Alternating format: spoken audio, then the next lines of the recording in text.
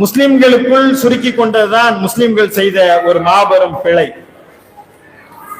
அண்ணல் பெருமானார் நபிகள் நாயகம் ஸல்லல்லாஹு அலைஹி வஸல்லம் அவர்களிடம் இஸ்லாத்தின் ஆகச் சிறந்த செயல் எது எங்களுக்கு சொல்லுங்கள் என்று சொன்னபோது அவர்கள் ஒரே இறைவனை தவிர வேறு இறைவனை வணங்கக்கூடாது என்ற அந்த ஏகத்துவ கொள்கையையோ, இறைவனின் இறுதி தூதராக இருக்கக்கூடிய நான் உள்ளிட்ட எனக்கு முந்தைய இறை தூதர்களை நீங்கள் ஏற்றுக்கொள்ள வேண்டும் என்ற தூதுத்துவத்தையோ, இறந்த பிறகு ஒரு வாழ்க்கை இருக்கிறது, அந்த வாழ்க்கையில் இறைவனுக்கு நீங்கள் கட்டாயம் பதில் சொல்லியாக வேண்டும் என்று சொல்லக்கூடிய மறுமை கோட்பாட்டையோ குறித்து அவர்கள் சொல்லவில்லை. அவர்கள் சொன்னார்கள், இஸ்லாத்தின் 2 செயல்கள், அப்சுஸ் சலாம், நீங்கள் அறிந்தவர்களுக்கும் அறியாதவர்களுக்கும் நீங்கள் சலாம் என்று சொல்லக்கூடிய முகமனை சொல்லுங்கள் என்று சொல்லி தந்தார்கள். அவர்களுக்கு பசித்தவர்களுக்கு உணவளியுங்கள், பார்த்தவர்களுக்கு சலாம் சொல்லுங்கள், பசித்தவர்களுக்கு உணவளியுங்கள். இதையே நீங்கள் பெருமானார் நாயகம் ஸல்லல்லாஹு அலைஹி வஸல்லம் அவர்கள் இந்த உலகத்திற்கு தருகின்ற செய்தியாக நீங்கள் எடுத்துக்கொள்ளலாம். அஸ்ஸலாமு அலைக்கும் என்று சொன்னால் உங்கள் மீது அமைதியும் பேரருளும் நிலவட்டுமாக என்ற பிரார்த்தனை. அலைக்கும் சலாம் என்று சொன்னால் உங்கள் மீதும் இறைவனுடைய பேரருளும் பெருங்கருணையும் நிலவட்டுமாக என்று அவர் பதிலுக்கு எனக்காக பிரார்த்தனை செய்கிறார். நான் தினமும் காலையில் வீட்டை விட்டு கிளம்பி வெளியே வந்தால் சற்றேறக்குறைய நான் சந்திக்கின்ற இஸ்லாமிய சகோதரர்கள் எனக்கு அஸ்ஸலாமு அலைக்கும் என்று 50 பேர் எனக்காக பிரார்த்தனை செய்கிறார்கள்.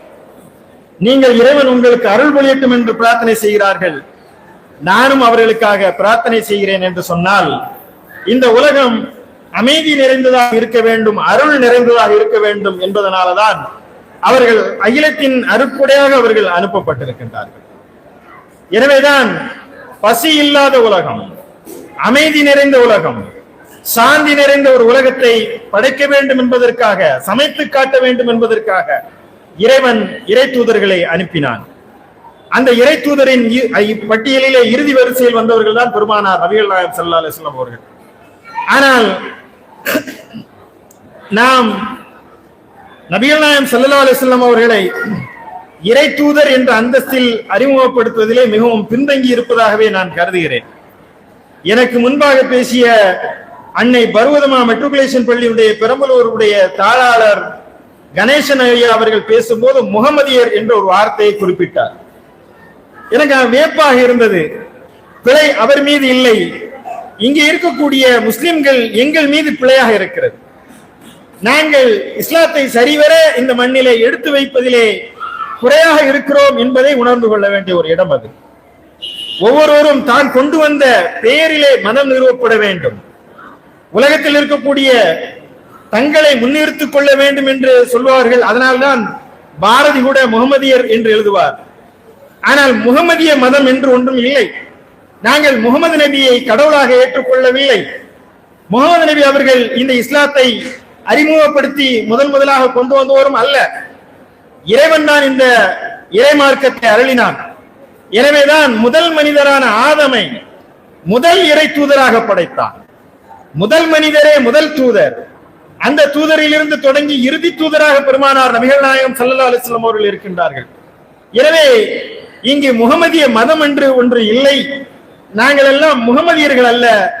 இஸ்லாம் என்று சொல்லக்கூடிய சமாதானம், சாந்தி, இறைவனுக்கு கீழ்ப்படிந்து வாழக்கூடிய முஸ்லிம்கள் என்று அழைக்கப்படுகின்ற இஸ்லாமிய பெருமக்கள் என்ற அந்த செய்தியை கூட நாங்கள் சகோதர சமுதாயத்தை சார்ந்தவர்களுக்கு சொல்வதில் தவறளித்து விட்டோம் என்பதற்காகத்தான் ஜமாத்துல் உலமா இன்றைக்கு 7வது ஆண்டாக இத்தகைய மீலாது திருவிழாவை நடத்தி கொண்டிருக்கிறது.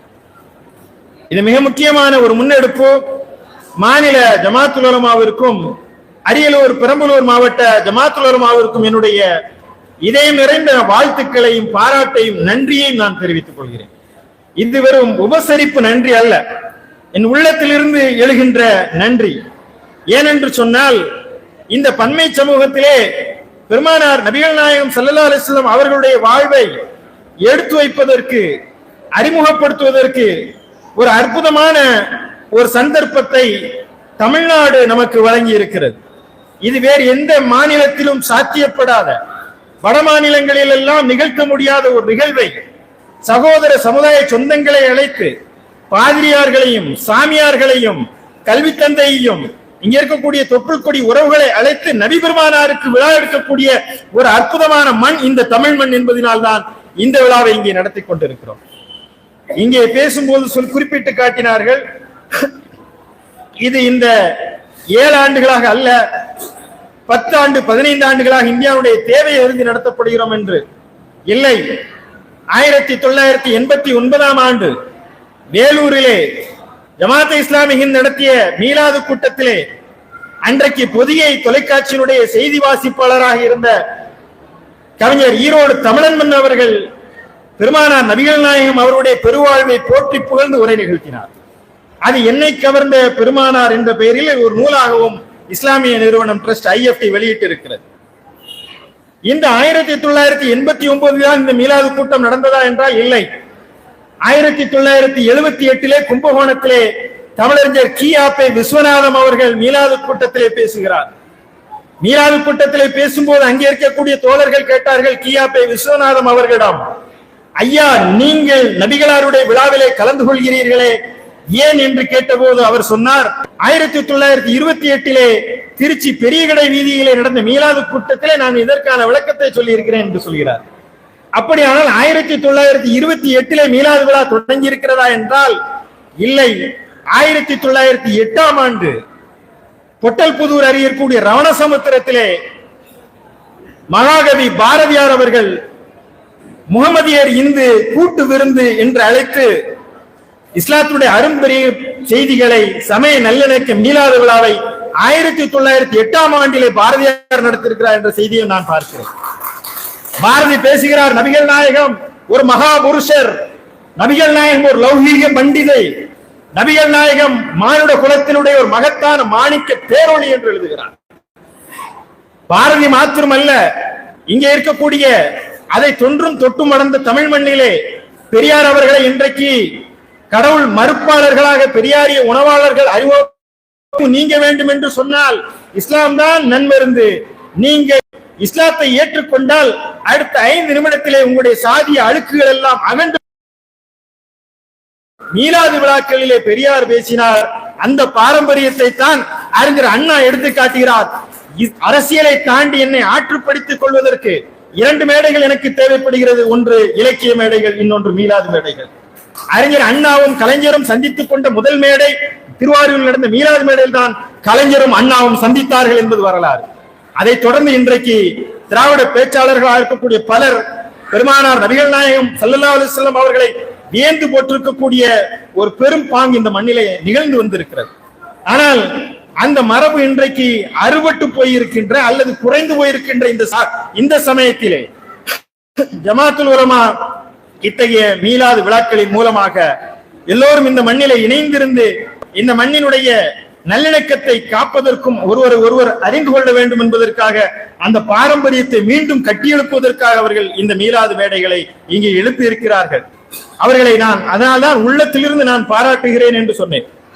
இந்த நேரத்திலே பெருமானார் நபிகள் நாயகம் ஸல்லல்லாஹு அலைஹி வஸல்லம் அவர்களை ஒரு தலைவராக, ஒரு பகுத்தறிவாதியாக, ஒரு தத்துவவிய அறிஞராக இந்த உலகம் பல்வேறு வடிவங்களில் கண்டு கொண்டிருந்தாலும் நபிகள் நாயகம் ஸல்லல்லாஹு அலைஹி வஸல்லம் அவர்களை இறைவனின் தூதர், இறைவன் அவர்களுக்கு வழிகாட்டினான், இறை தூதர் என்ற அந்த நிலையிலிருந்து நாம் அறிமுகப்படுத்த வேண்டும். ஜமாத்துல் உலமா அத்தகைய செயலை முன்னெடுக்க வேண்டும். அதற்கு முதலாக இங்கே வருகின்றிருக்கின்ற இஸ்லாமிய சொந்தங்களை நான் நெஞ்சுக்கு நெருக்கமாக கேட்டுக்கொள்வேன். பெருமானார் நபிகள் நாயகம் ஸல்லல்லாஹு அலைஹி வஸல்லம் அவருடைய வாழ்வு புகழ்வதற்காக மாத்திரம் வந்த வாழ் அல்ல. வாழ்நாள் எல்லாம் போதாதே வள்ளல் நபிகளின் புகழ்பாடு என்று இசை முரசு நாகூர் ஹனீஃபாவுடைய குரலிலே நாம் கேட்டிருப்போம். ஆனால் பெருமானார் நாயகம் ஸல்லல்லாஹு அலைஹி வஸல்லம் அவருடைய புகழை வாழ்நாள் முழுவதும் பாடினாலும் அந்த புகழ் எஞ்சினிருக்கும். அத்தகைய புகழுக்கும் பெருமைக்கும் சொந்தக்காரர்கள் என்றாலும் பெருமானார் நபிகள் நாயகம் ஸல்லல்லாஹு அலைஹி வஸல்லம் அவர்கள் புகழ்வதற்காக மட்டுமே அனுப்பப்பட்ட தலைவர் அல்ல, அனுப்பப்பட்ட தலைவர். என்னை நீங்கள் பின்பற்றுங்கள் என்று சொன்னார்கள். என்னை பின்பற்றுங்கள் என்று சொன்னது மாத்திரமல்லாமல் என்னை எப்படி வாழ கண்டீர்களோ அப்படியே பின்பற்றுங்கள். ஒரு பூவை கசக்கி எறிவதற்கு கூட மனம் வராத, பட்டாம்பூச்சிகளை கையில் பிடித்து கசக்கி எறிவதற்கு மனம் வராத, ஒரு சின்னஞ்சிறு ஒரு பூனை குறுக்கிட்டால் அதை காலில் உதைக்க மனமில்லாத மனிதநேய வாழ்க்கையை வாழ்ந்து கொண்டு வாடிய பயிரை கண்ட போதெல்லாம் வாடினேன் என்று சொல்லக்கூடிய இந்த மண்ணிலே பச்சிளம் குழந்தைகளை கொத்து கொத்தாக குன்றளிக்கக்கூடிய குழந்தைகளை கொன்றளிக்கிறார்கள். ஜெனோசைட் என்று சொல்லக்கூடிய இனப்பறையை நிகழ்த்தி காட்டிக் கொண்டிருக்கிறார்கள். உலகம் வேடிக்கை பார்த்துக் கொண்டிருக்கிறது. ஐநா மன்றத்திலே நடந்த வாக்கெடுப்பிலே, நியூயார்க் பிரகடனத்திலே 142 நாடுகள் இந்த போரை நிறுத்த வேண்டும் என்று சொல்கிறது. இஸ்ரேல் போன்ற, அமெரிக்கா போன்ற அவர்களுக்கு உதவக்கூடிய நாடுகள் 10 பேர் அதை ஆதரிக்கிறார்கள். 12 நாடுகள் கள்ள மௌனம் சாதிக்கின்றன.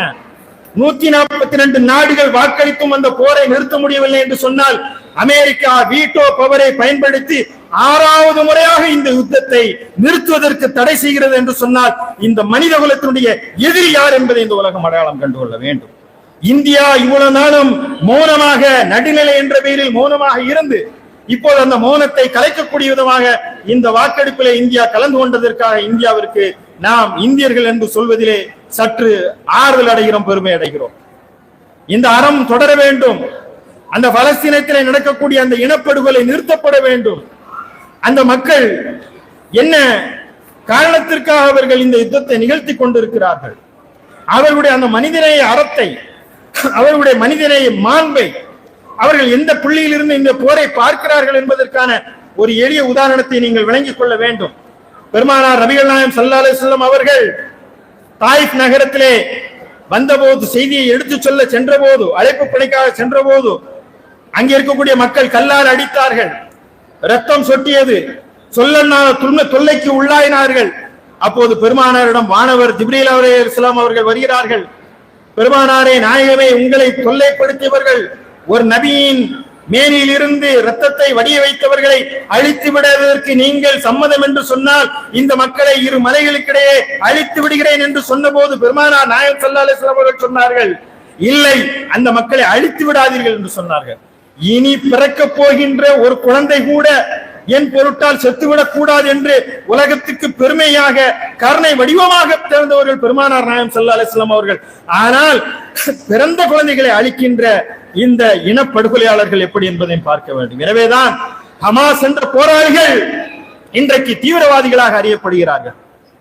எவ்வளவு பிழையாக அவர்கள் அறியப்படுகிறார். தன் சொந்த மண்ணை பாடுபடுவதற்கு, மீட்பதற்காக, இந்தியாவிலே இந்திய விடுதலைக்காக எப்படி நம்முடைய பாட்டன் முப்பாட்டன் எல்லாம் பாடுபட்டார்களோ, ஆங்கிலேய ஏகாதிபத்தியத்திடமிருந்து இந்த நாட்டை மீட்டெடுக்க வேண்டும் என்ற அறவுணர்வுடன் பாடுபடும் போது நம்மை விடுதலை போல தியாகிகள் என்று கொண்டாடுகிறோமோ, அதே போல அந்த மண்ணை பாதுகாப்பதற்காக, அந்த மண்ணை மீட்டெடுப்பதற்காக, மஸ்ஜிதுல் அக்ஸா என்று சொல்லக்கூடிய இஸ்லாத்தினுடைய முதல் கிபிலாவை மீட்டெடுக்க வேண்டும் என்ற அந்த உணர்வெழுச்சியுடன் அங்கே இஸ்மாயில் ஹானியாக்களும் சின்வார்களும் அங்கே தன்னுடைய இன்னுயிரை நீர்த்தி இந்த உலகத்திற்கு பிரகடனப்படுத்திக் கொண்டிருக்கிறார்கள். நீதிக்காக குரல் கொடுக்கக்கூடிய ஒரு கூட்டத்தை அங்கே உருவாக்கி வைத்திருக்கிறார்கள் என்று சொன்னால், அந்த நீதியின் அடிப்படையில் இந்த உலகம் இருக்க வேண்டும். ஆனால் இன்றைக்கு ஹமாஸை தீவிரவாதிகள் என்று எழுதுகிறார்கள் என்று சொன்னால், ஒரு நிகழ்வை நான் சொல்லி காட்டுவேன். ஹமாஸ் அக்டோபர் 7, 2023 டெல்லவீவ் எங்களுக்குள் வர முடியாது என்று சொல்லக்கூடிய இஸ்ரேலுடைய டெல்லவீவுக்குள் நுழைந்து அங்கே இருக்கக்கூடிய பிணை கைதிகளை பிடித்து வைத்த போது, அவர்களை விடுவிக்க வேண்டும் என்று கோரிக்கை எழுந்த போது பிணை கைதிகளை விடுவிக்கின்றார்கள். ஆனால் இஸ்ரேலில் பிடித்து வைத்த பலஸ்தீன மக்களை அவர்கள் எவ்வளவு சித்திரவதை செய்து கொலை செய்தார்கள் என்பதை உலகம் நன்கறியும். எந்த தீவிரவாதிகள் என்று அறியப்படுகிறார்களோ அந்த ஹமாஸ் போராளிகளிடம் ஓராண்டுக்கு மேலாக கைதிகளாக இருந்த, பிணை கைதிகளாக இருந்தவர்கள் விடுவிக்கப்படுகிறார்கள். நீங்கள் எல்லாம் அந்த காட்சியை தொலைக்காட்சியிலே பார்த்திருப்பீர்கள். உலகம் அந்த காட்சியை மீண்டும் மீண்டும் பார்க்க வேண்டும். யாரை தீவிரவாதி என்று சொல்கிறீர்களோ, எந்த முஸ்லிம்களை பயங்கரவாதிகள் என்று சொல்கிறீர்களோ, அந்த தீவிரவாத பயங்கரவாதத்துடைய உச்சம் ஹமாஸ் என்று சொல்கிறீர்களோ, அவர்களுடைய பிடியிலே இருந்த அந்த கைதிகளை விடுவிக்கும் போது அந்த கைதிகள் சொன்னார்கள், உங்களை பிரிய மனமில்லை, என் தாயை போல தந்தையை போல நீங்கள் கவனித்துக் கொண்டீர்கள் என்று சொன்னார்கள் என்று சொன்னால், அவர்களுடைய அந்த பிணை கைதிகளை விடுவிக்கும் போது அவர்கள் வெளியே வந்து அங்க இருக்கக்கூடிய ஒரு ஹமாஸ் வீரருடைய கையிலே முத்தமிடுகிறார்கள் என்று சொன்னால், இத்தகைய அறத்தை போதித்தது பெருமானார் நபிகள் நாயகம் ஸல்லல்லாஹு அலைஹி வஸல்லம் அவர்கள் தான். இதற்கு முன் உதாரணம் எப்படி என்று சொன்னால், ஹாரிஸ் இப்னு ஆமீர் என்று சொல்லக்கூடியவரை பத்ர் யுத்தத்திலே ஹுபைப் ரலியல்லாஹு அன்ஹு அவர்கள் அந்த யுத்தத்திலே சந்திக்கும் போது அவர்களை வீழ்த்தி விடுகிறார்.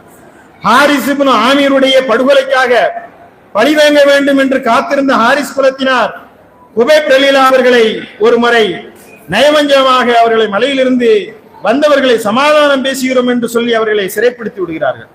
ஹுபைப் ரலியல்லாஹு அவர்களை போர் நடத்த தடை செய்யப்பட்ட அந்த மாதத்திலே அவர்களை சிறைப்படுத்தியிருக்கிறோம் என்பதற்காக அவர்களை கைதியாக வைத்த போது ஜைனப் பின்த் அல் ஹாரிஸ் என்று சொல்லக்கூடிய ஹாரிஸ் இப்னு ஆமீருடைய மகள் இந்த சம்பவத்தை சொல்லி காட்டுகிறார். ஹுபைபை நாங்கள் பிணை கைதியாக நாங்கள் பிடித்து வைத்தோம்.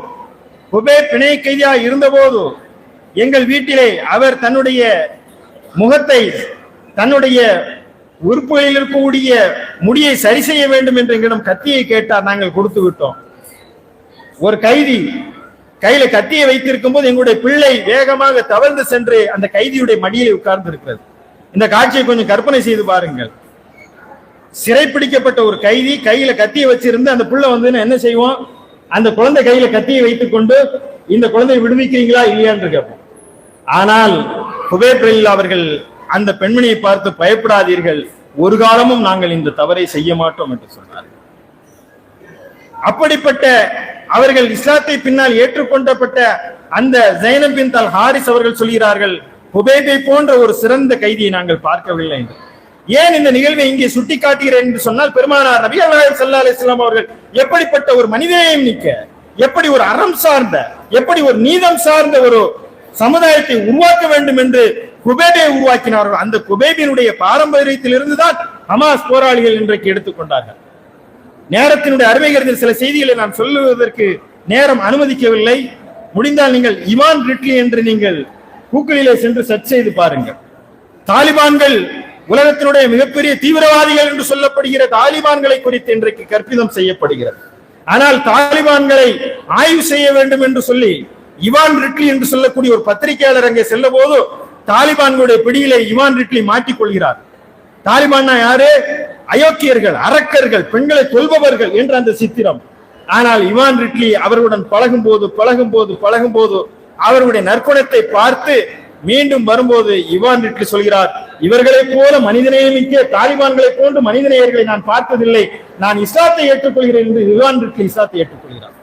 எனவே அன்பிற்குரிய சகோதர சமுதாய சொந்தங்கள், விருப்பு வெறுப்பில்லாமல் இந்த சமய நல்லிணக்க நிகழ்விலே இஸ்லாத்தினுடைய இந்த செய்திகளை இன்றைய செய்தியுடன் நீங்கள் இணைத்து பார்க்க வேண்டும். முஸ்லிம்களை குறித்து பிழையாக சொல்லக்கூடிய, முஸ்லிம்களை குறித்து தவறாக சொல்லக்கூடிய, சித்தரிக்கப்படுகின்ற இந்த சூழ்நிலையிலே முஸ்லிம்களுடைய வாழ்வியலை அவர்கள் எப்படி இந்த மண்ணிலே அறம் சார்ந்து நெறி சார்ந்து வாழ்கிறார்கள், பெருமானார் நபிகள் நாயகம் ஸல்லல்லாஹு அலைஹி வஸல்லம் அவர்கள் எப்படிப்பட்ட ஒரு சமுதாயத்தை உருவாக்கி காட்டி இருக்கிறார்கள் என்பதை நீங்கள் உங்கள் செயல்களால் சான்று வழங்க வேண்டும்.